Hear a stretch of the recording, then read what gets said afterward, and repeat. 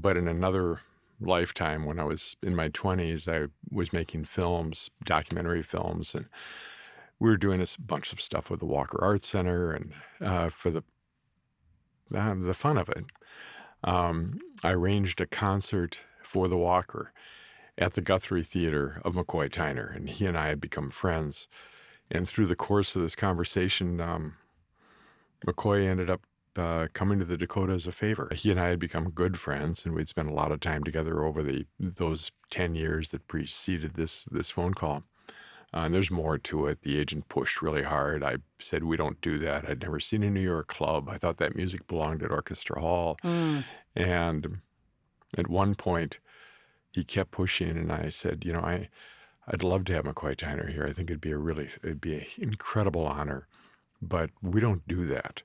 And I think for you to keep pushing him like that is an insult to him. And I think you owe him an apology.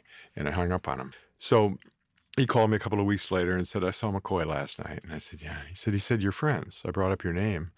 And I said, well, I told you that. And he said, no. He said, you're really friends.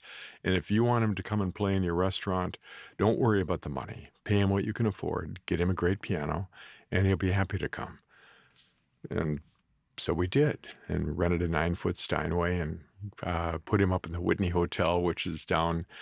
Now it no longer exists, but it was this amazing hotel down by the Stone Arch Bridge that felt like you were in one of the great old European hotels. And he stayed there, and he played, and it worked out really well. People loved him, and he told the agent, the room was beautiful, the crowds are great, people were really nice to us, and the chef's a genius. I'll go back anytime.